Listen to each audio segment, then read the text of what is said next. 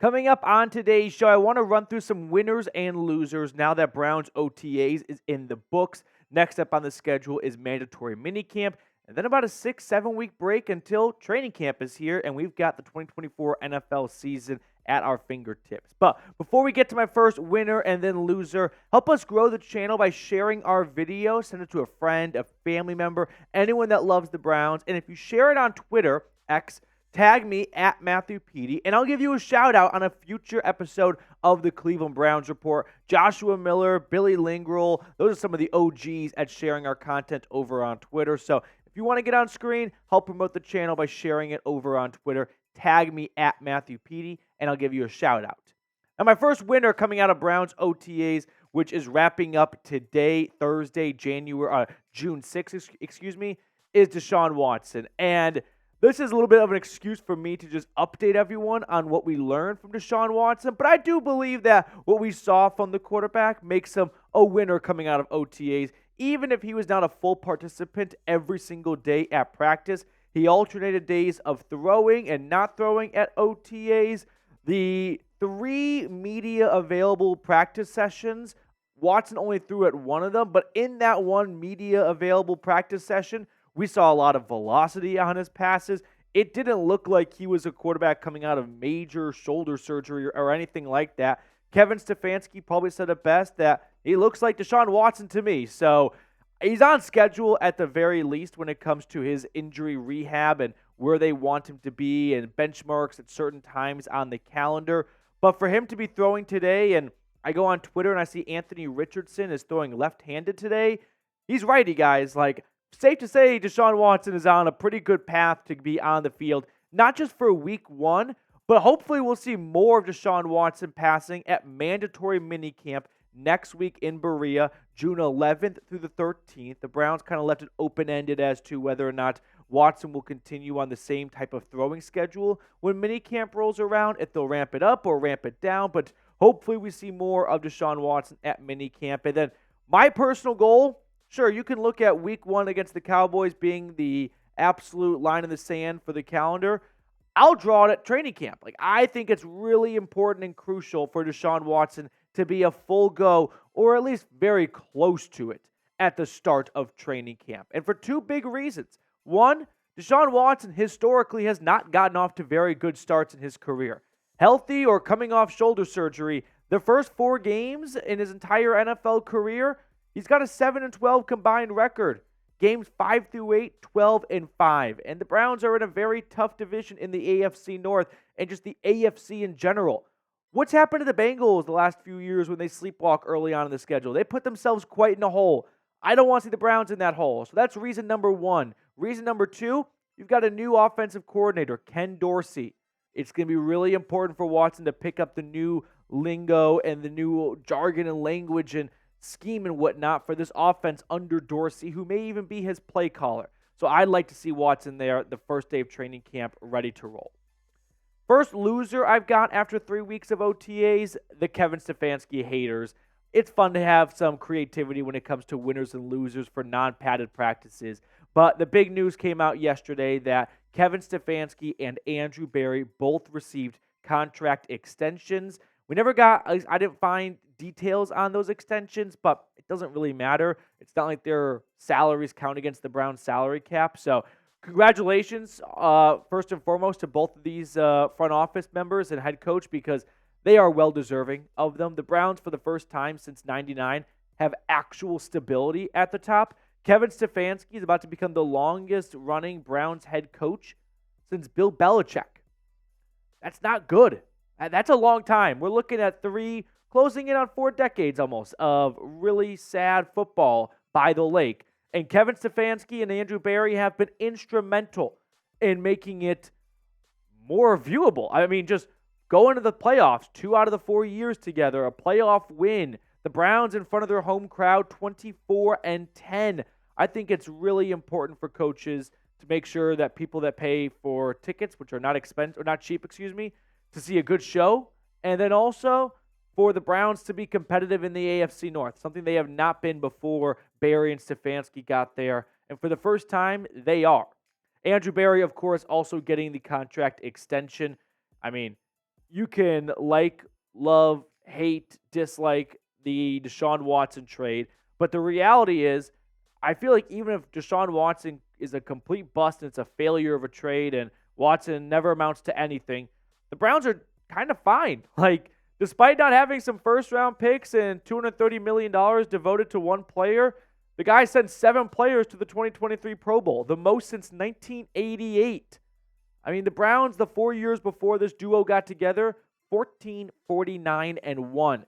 So, despite Andrew Berry in some ways having like one hand tied behind his back when it comes to putting together a really good roster with the limitations of no first round draft pick the last 2 years, not being able to spend maybe as much as you could have if you didn't have a huge quarterback contract on your books, he's still been a cap wizard and he's still put together a really sound roster, well rounded at all the other positions. And yeah, you need Deshaun Watson to play really well if you want to go deep in the postseason. But we saw last year, even without Deshaun Watson, this Browns roster was talented all over the field, that they were still able to win 11 games and go to the postseason. So I think Andrew Berry and Kevin Stefanski have shown us after 4 years they are qualified for their jobs, they are good at their jobs, and Browns fans may be conditioned to hate the coach and hate the GM, but that's not normal behavior. The rest of the world doesn't do that. So don't think that you just have to hate the coach because you grew up knowing the Browns head coach sucks. All I know is hating the coach. No, you've got a good head coach. You've got a good GM. Enjoy it. Don't just try to run them out of town. So to the haters out there, big time losers at OTAs. Now, if you believe in the direction that the Browns are headed, give us a thumbs up on today's video. Every so often when players and even some front office or like GMs and whatnot, or head coaches speak to the media, they kind of slip in, they listen, and they see everything everyone says. Like Nick Chubb yesterday said, I saw what everyone was saying about me. So you may not think they come across videos or articles like this, but they do. And I love for them to see that the dog pound has their back. Second winner from OTAs, special teamers. I mean, talk about this overall career field being saved.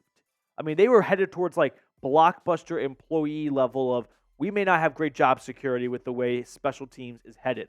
But kickoffs now with the new rule have become the wild, wild west for all 32 special teams coordinators. No one's got a great grasp on it, and no one really should because we haven't seen it really go live against an opposition. Just some in-house, non-padded kickoff drills and things like that. But I do believe the Browns are going to be at the forefront of making sure they are ahead of the times and ahead of the trends and are not followers, but they're leaders when it comes to installing the best types of formation and personnel and execution for the brand new kickoff rules. Andrew Berry talked about this last month, and I want to revisit something he said. I think the blocking schemes that you see on kick returns will be different, and I think the body type for kickoff coverage players is going to be potentially changed pretty significantly because you're taking a lot of speed and space out of the traditional play. I think you're going to probably see bigger body types, guys that are really good with their hands and that can, I would say, traditionally get off blocks, as opposed to maybe use their speed and quickness to avoid a block just because of the set up rules. So you've had the same types of players on kickoff duties for the last, decade or so, right? Where you got to get fast gunners on the side to fly down the field and some combination of size and speed because they got to be able to make tackles in the open field, but you don't want them to be too slow and not get down the field quick enough. But now you don't need that speed element as much. And that goes both ways in the return duties and in the coverage duties because 10 of the 11 players on the kickoff team are starting off at the receiving team's 40-yard line. And then 9 of the 11 receiving coverage team is lining up between their 30 to 35. So they're just 5 yards away from the opposition. It's not about speed as much as it is about mano-a-mano blocking the one guy in front of you. So I think with this new kickoff rule, it's hard to say anything definitively, and I'm not going to because we don't know what it's going to look like just yet. And that first preseason game can't get here soon enough for guys like Bubba Ventrone. But I think running backs probably come out a little bit smelling cleaner than your straight line speed wide receiver or cornerbacks. Naheem Hines kind of mentioned that this is going to be about finding holes when it comes to the return game. Whereas before, it's a little bit more of a combination of finding holes, but also running like a bat out of hell, because not the moment you caught the ball, before you caught the ball, you had 11 guys running like cars, right towards you. And now you got the ability to wait until until you touch the football, and then it comes a game of, all right, let's find a good hole and jump through that, which is something running backs do on a daily basis. So I don't know if that means we'll see more linebackers or cornerbacks in special teams units when it comes to kickoff coverage and kick return units. I mean, the Browns let linebacker Matthew Adams leave in free agency. He was a core special teamer.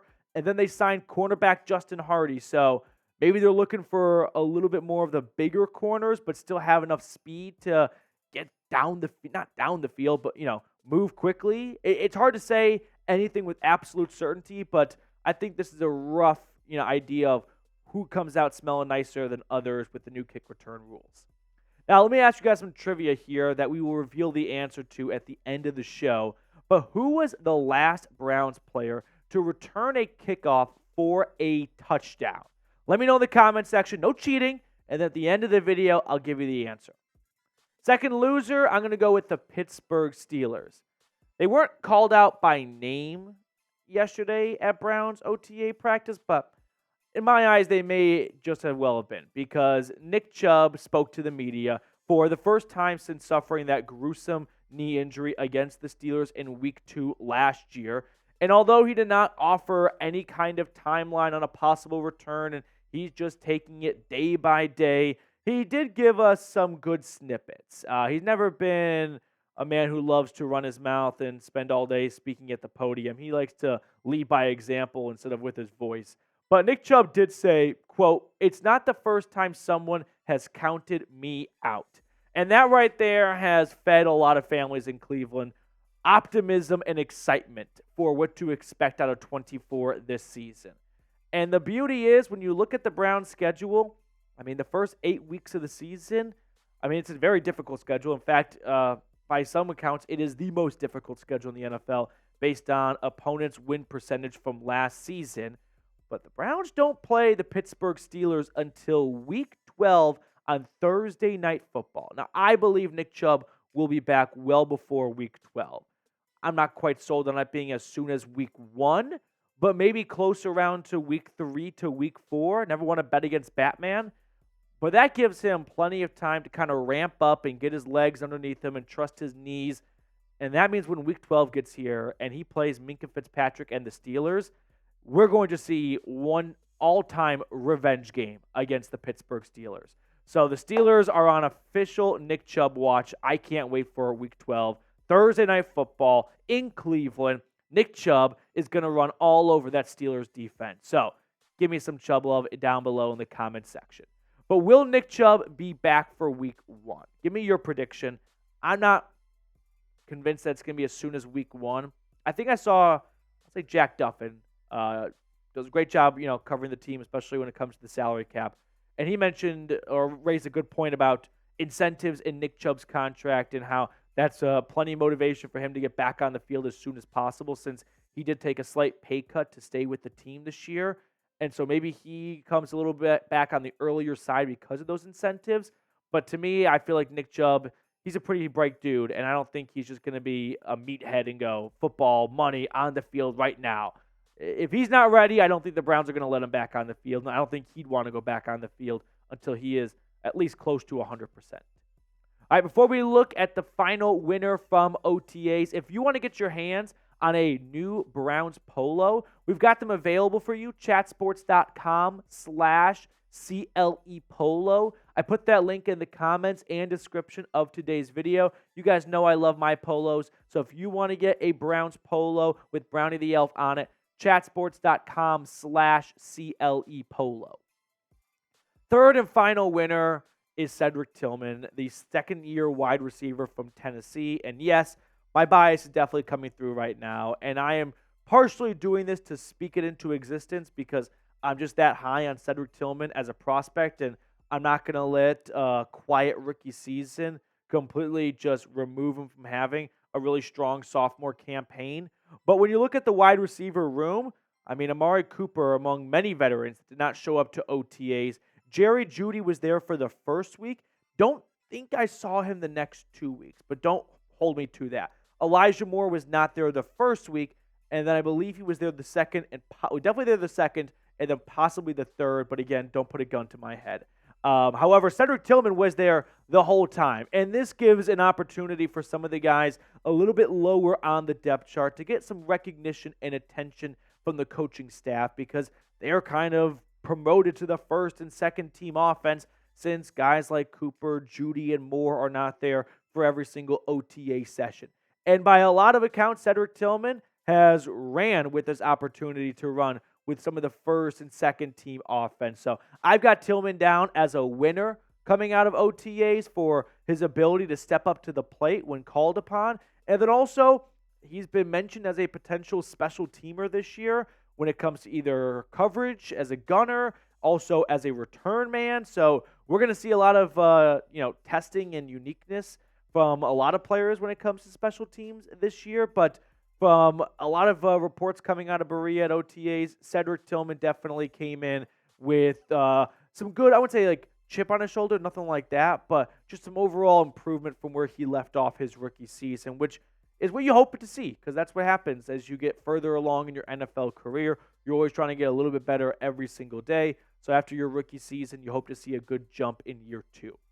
By the way, that trivia question we had earlier, the last player to take a kickoff return for a touchdown was, of course, Josh Cribbs back in 2009. Knew it was a while. Don't think I would have guessed 2009 as the last time, though. But yeah, it has been a long time. Would love to see that long streak end this year. I wonder if that's the longest in the NFL. It's got to be like top 3. Someone fact check me. But the answer to our trivia question, we've got Josh Cribbs, last kickoff return for a touchdown. All right, we will conclude our episode today by picking a card. We've got one of the newer producers here at the Chat Sports family, Mr. Reed. Which card would you like to go with?